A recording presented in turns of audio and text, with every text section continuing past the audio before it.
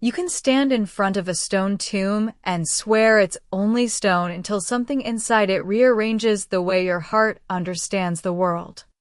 On a gray afternoon in October, two friends from St. Michael's Parish in Ohio, Daniel Ruiz and his younger sister, Elena, stepped into the Basilica of St. Francis in Assisi. They weren't tourists. Not really. They were pilgrims who packed questions instead of cameras. Daniel, 37. Husband. Father of 3. The kind of man who leaves work early to coach soccer but stays up late paying bills. Elena, 31. A night shift nurse who could read the pain level in a patient's breath. They had come because of a boy who loved the Eucharist and the internet. A boy who, by every ordinary measure, should have vanished into the crowded memory of the world. But he hadn't. He had left traces, lines of code. A website that mapped miracles. People who said, through tears and logic and hope, that their lives had turned a corner after asking for his prayers. And somewhere close by, beneath a steady halo of votive lights, there was a tomb. Are you ready? Elena asked, her voice small in the wide hush. Daniel didn't answer. He was watching a woman who stood near the tomb rail. She held a folded letter, knuckles white as if the paper itself could break. Daniel recognized that grip. He had seen it at the NICU, at funerals, on sleepless nights next to a kitchen sink piled with sippy cups and little shoes. They moved closer. Incense lingered in the air. Sweet and impossible to explain to anyone who insists that scents can't make you remember your first confession. A Franciscan friar, smiling, eyes bright as candle flame, inclined his head. Welcome, he said, with the accent of Italy warmed by years of blessing strangers. Many have come here with heavy hearts. Many leave lighter. Elena nodded. We came with questions. The friar's smile widened. Then you came to the right place. He didn't say who lay beneath the slab of marble inscribed with a young man's name and a date that always makes the throat tighten. He didn't need to. There were photos in the side chapel, a boy with a soccer ball, a boy behind a computer, a boy receiving the Eucharist with his eyes closed the way children sleep completely. People will tell you miracles are rare, the friar said. Perhaps it depends on what you are willing to call a miracle. Daniel swallowed. He had not mentioned why they were here. He hadn't told this stranger about his daughter Ava's seizures, about the words specialists used: rare, intractable, refractory, as if hope were a door that could be locked from the outside. The friar pointed toward the rows of flickering lights. Leave your pain here, he said gently. And if you wish, ask the young saint to carry it. Daniel wanted to say he didn't believe in shortcuts. He believed in medicine, therapy, schedules measured in doses and warnings. He believed in saints. Yes, but in the older ones. The ones whose names were carved into stained glass. He didn't know what to do with a boy who loved the same kind of laptop Daniel used for spreadsheets. Sit, Elena whispered, touching his sleeve. Just sit. They knelt, and the story began to tell itself. Folding time the way a mother folds a letter and slips it into the rail of a tomb. Years earlier and miles away, a teenager in Milan had traced the Eucharistic miracles of the world on a digital map. Between homework and soccer, between mass and ordinary chores, he taught himself the language of servers and scripts.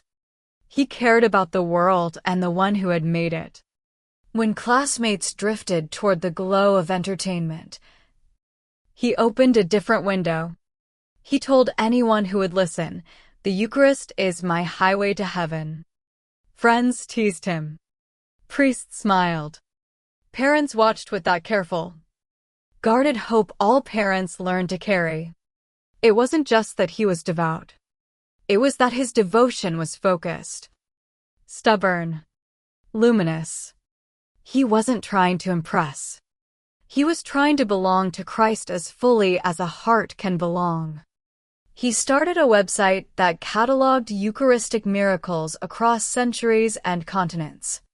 He scanned documents, coded pages, uploaded images, and summarized investigations. He didn't do it to win a contest or pad a college application. He did it because he couldn't bear the thought that someone might be one click away from faith and never find the link. Then a diagnosis dropped like a curtain: leukemia. Sudden. Aggressive. Words no family should have to learn.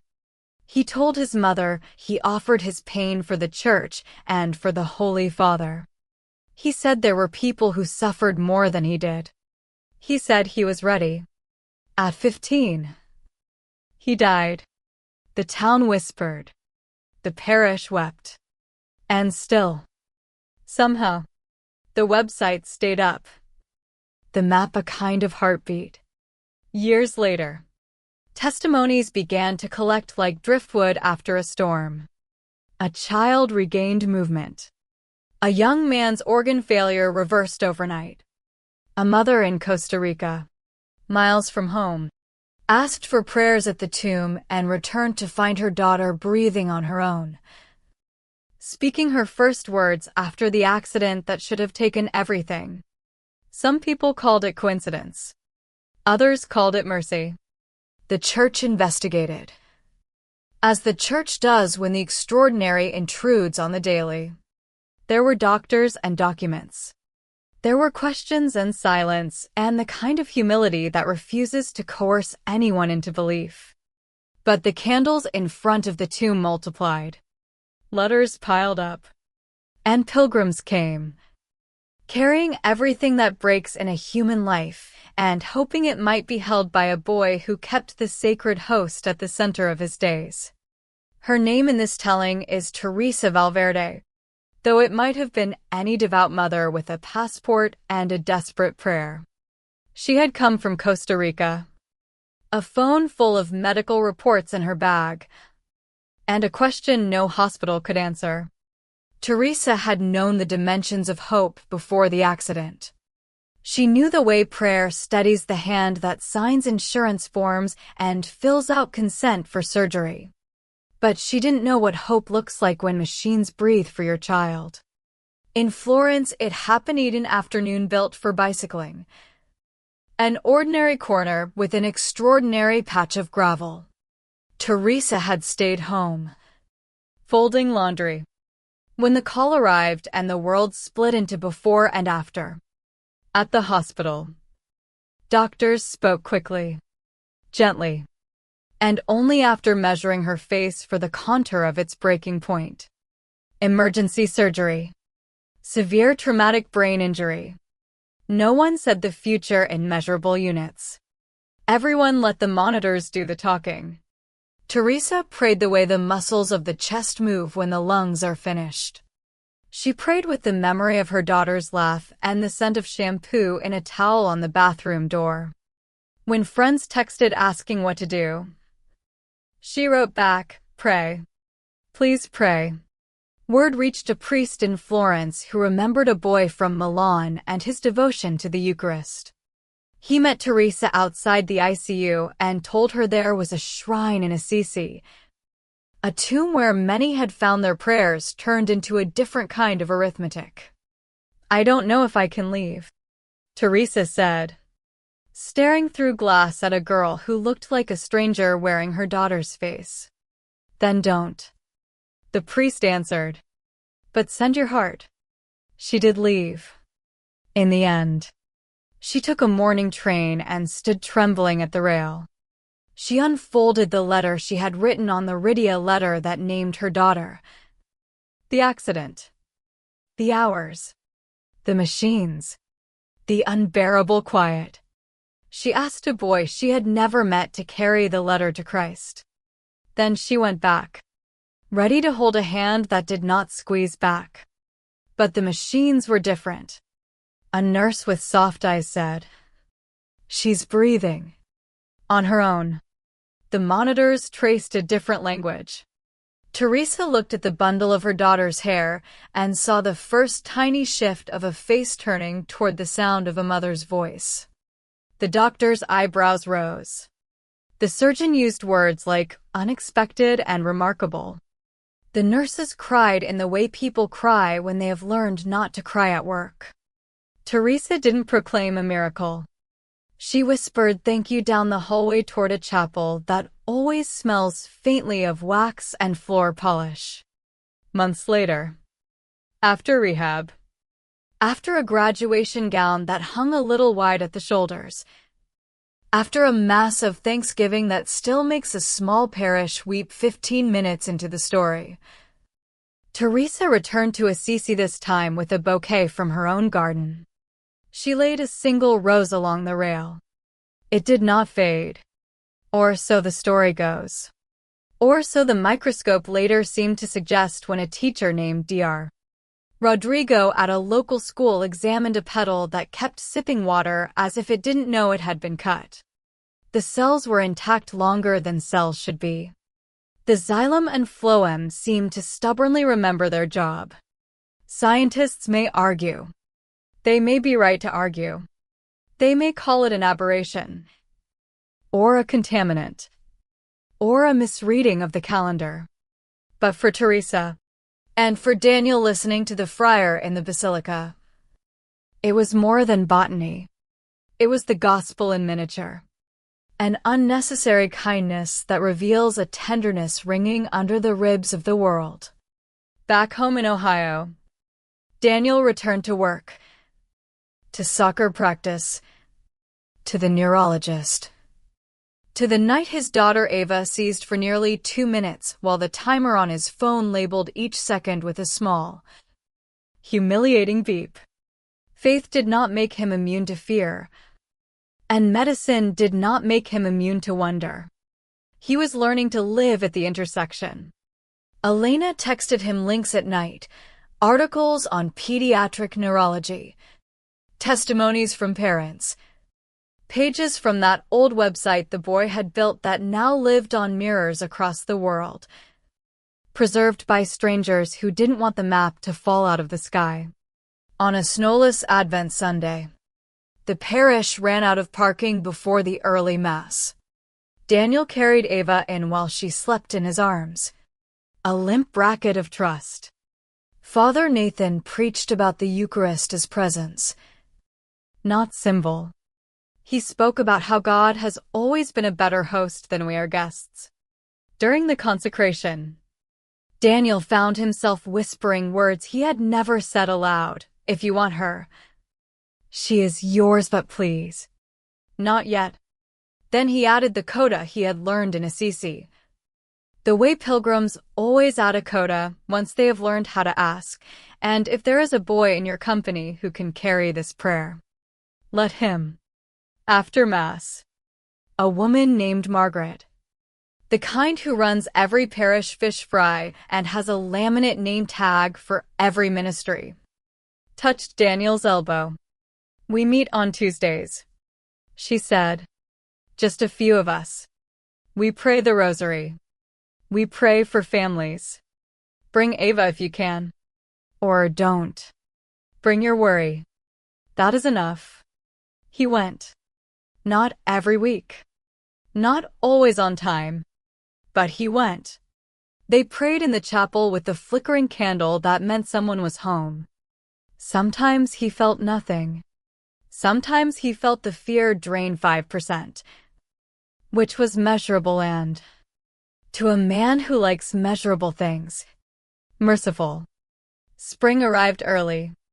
On a rain-glazed Thursday, a nurse practitioner scanned through Ava's chart and raised her eyebrows the way the doctors in Florence had done. "Her frequency is down," she said, significantly. "Whatever you're doing, keep doing it." Daniel nodded. He wanted to give credit to the new dosage, to the seasons, to accident, to mystery. He wanted to keep all the doors open. They drove to the park afterward, to a playground where a father can push a swing with one hand and hold the phone with the other. Daniel scrolled to a photo from Assisi, a marble rail, for handmade rosaries draped over a brass plaque. Beside him, Ava laughed. The sound was unimaginably normal. Again, she said, swinging higher. Again, he echoed. That night, after the dishes, after the bath, after the Lego that finds every parent's barefoot at least once per week, Daniel opened his laptop. He typed a letter to no one he could mail, then printed it and slid it into the box on his dresser where he kept his first communion certificate and a medal his grandmother used to wear when she said the kind of prayers that fed a family through lean winters. Thank you, he wrote. Please keep carrying her. Please keep carrying all of us. News spreads in parishes the way a hymn does, line by line, chorus by chorus, until everyone knows the words. By summer, St. Michael's had a little library of stories, some documented, some only told across coffee in the hall. Margaret's godson got a job after months of silence. A couple on the edge of divorce decided to start over. A teenager who had been angry for so long he feared his anger had replaced his name came to confession and left with something like air in his lungs. No one pinned everything on a shrine in Italy. People pinned plenty on the Eucharist and quite a bit on the idea that God's friends love helping. One evening, a guest arrived at St. Michael's, a Franciscan from Assisi, invited by Father Nathan to speak at a parish mission. The friar looked familiar. Daniel recognized the bright eyes.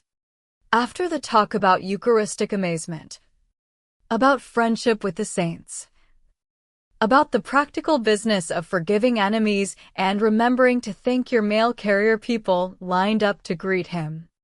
When it was Daniel's turn, the friar tilted his head. We've met, he said. Assisi. Daniel tried to apologize for not knowing what to say that day in the basilica and for the way he had knelt like a man on a ledge, bargaining with a God who already knew the fall and the landing. The friar waved him off with a smile. You brought your child. You brought your fear. That is prayer. Afterward, in the parish hall, a woman walked up carrying a rose. From our garden, she said to the friar. There were late frosts. This one shouldn't have made it.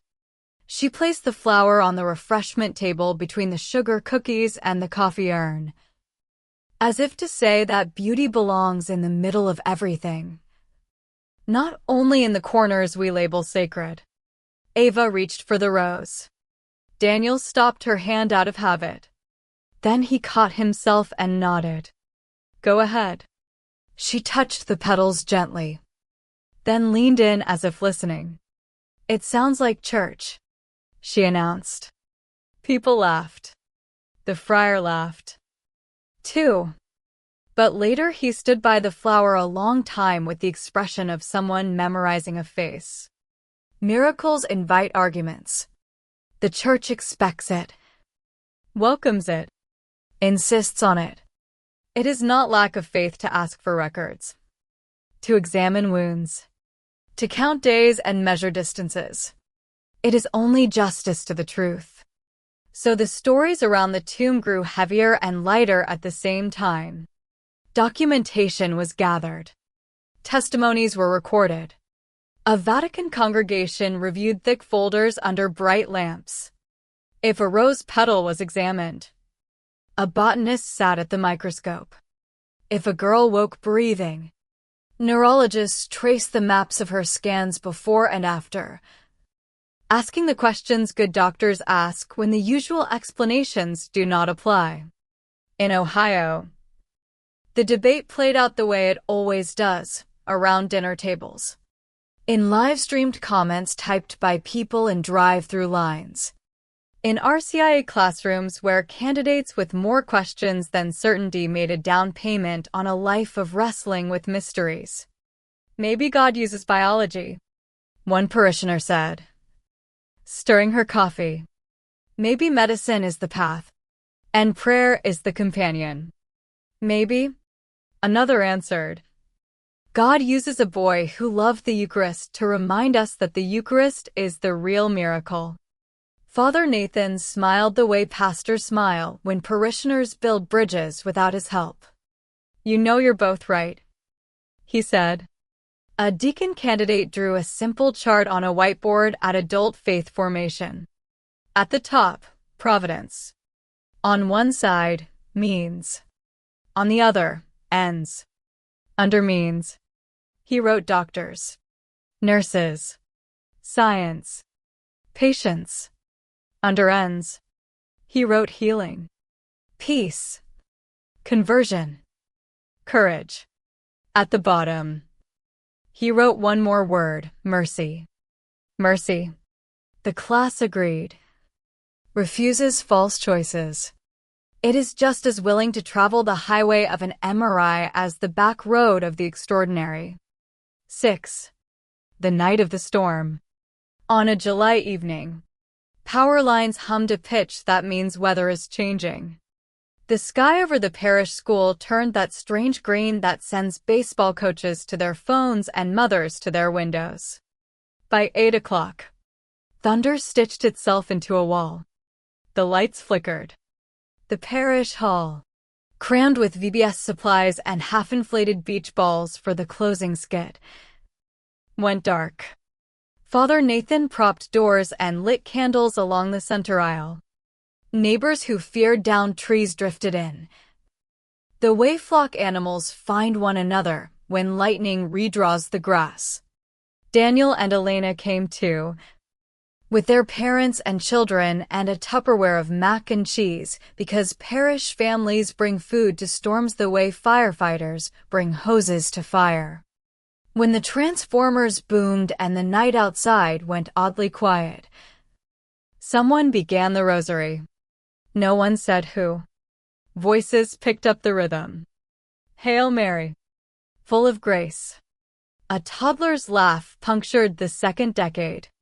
A teenager's phone buzzed. Ignored.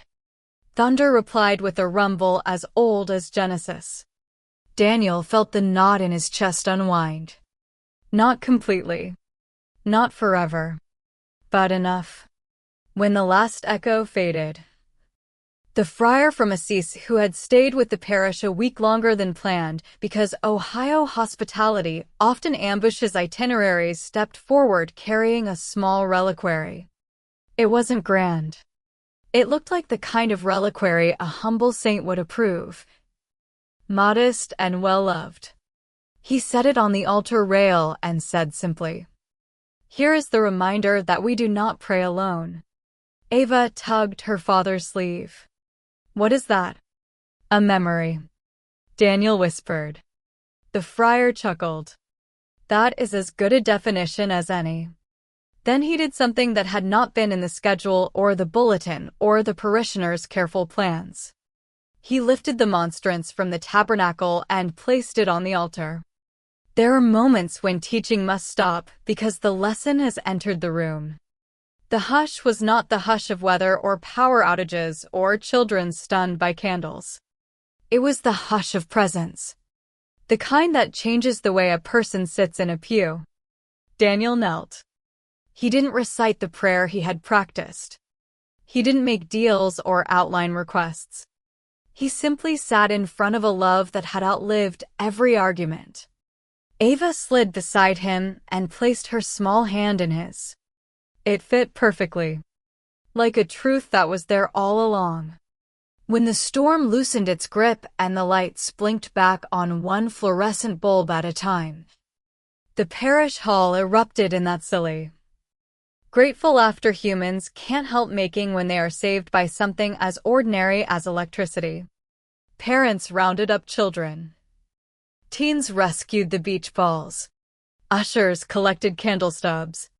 And the volunteer who runs the thermostat announced that the air conditioning would catch up by midnight. No one talked about miracles. They talked about sandwiches and car seats and whether it would hail.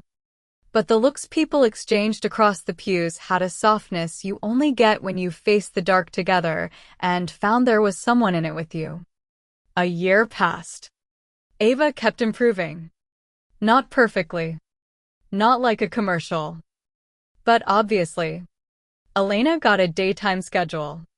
Margaret organized another prayer group. Then another. St.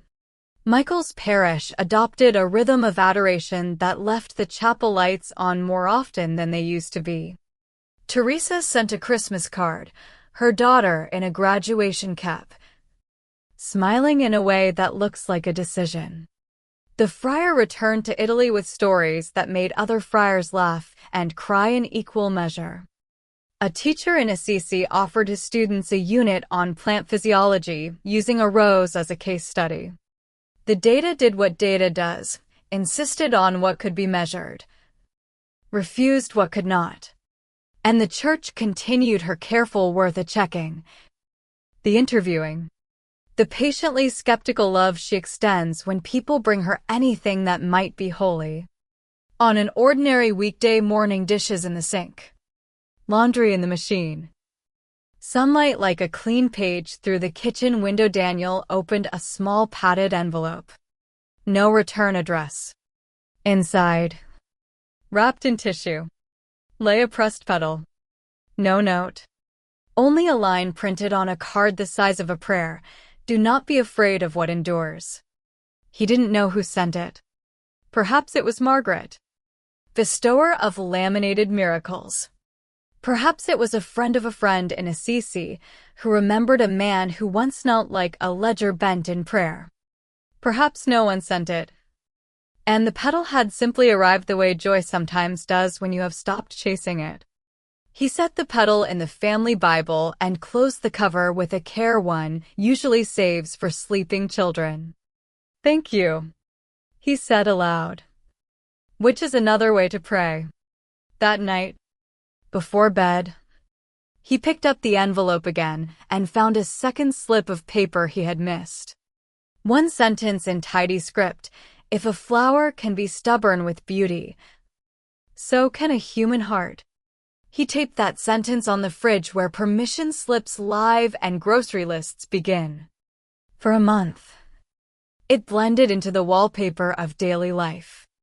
Then one afternoon, after a rough appointment and a kinder-than-usual copay, after a minor meltdown in the school pickup lane, after spaghetti stuck to the stove because someone answered the doorbell mid-stir, Daniel caught the sentence at a slant and laughed hard enough to startle the dog. He was not laughing at miracles. He was laughing at mercy. Perhaps the right word for all of this is sign. A boy who loved the Eucharist builds a website and dies too young. A mother in a foreign country prays in a chapel and finds her child breathing. A rose keeps sipping water when botany says it shouldn't. A parish fills a stormlit hall with the sound of the rosary. A father finds that the ache in his chest can be measured not only in fear but in gratitude. Maybe each is a sign pointing in the same direction, toward the table where bread becomes body. Toward the fact that God seems unembarrassed by the smallness of his instruments. Toward a mercy that likes to wear the faces of friends and the fragrance of flowers. Signs are not coercion. They do not bully a person into faith. They simply invite a person to walk one more step. Ask one more question. Stay one more minute in a chapel where a candle makes the dark honest. The tomb in Assisi is still stone. The world is still broken in familiar and unfamiliar ways. Children still get sick. Bills still stack up. Violence still carves its initials into neighborhoods far from basilicas and rose gardens. Injustice still invents new names for itself every decade. And yet, there is a boy who says the Eucharist is a highway and then proceeds to teach the rest of us how to merge. There is a mother who takes a morning train and a letter and returns to a hospital room where the machines are less necessary than they were. There is a petal that lingers, not to prove anything, but to nudge the heart toward a question it wants to ask anyway. There is a parish that keeps the doors open during storms. There is a God who seems determined to be with us in ways small enough to fit between our fingers and large enough to carry the whole world. If you ask Daniel what he believes now, he won't give you a thesis. He will give you a look. The kind a parent gives when the doctor says the scans are better and no one is certain why. He will tell you that he is grateful for doctors and nurses and pharmaceuticals and late-night phone calls that end with "try this new dose." He will tell you he is grateful for Tuesday rosaries and candles and packed pews and priests who lift the host as if they are lifting a universe. He will not argue with you if you call the story coincidence. He will not be offended if you call it mystery. He will not insist on the word miracle. He will only invite you to sit in the chapel some evening when the lights in the parking lot make halos around the cars and listen to your own heart rearrange itself. He might hand you a letter and point to a rail. He might hand you a flower. He might tell you a joke about storms and beach balls. And if you happen to mention the boy in Milan, he will smile and say, "I think he likes helping fathers." 9. A clear ending. Months after the storm, St. Michael's Parish held a night of adoration and testimony. No live stream. No microphones. No archive. Just people, bread, and silence. One by one, they came forward. A teacher spoke about patience. A widow spoke about loneliness and the single peal of joy that surprised her at the grocery store when a toddler waved.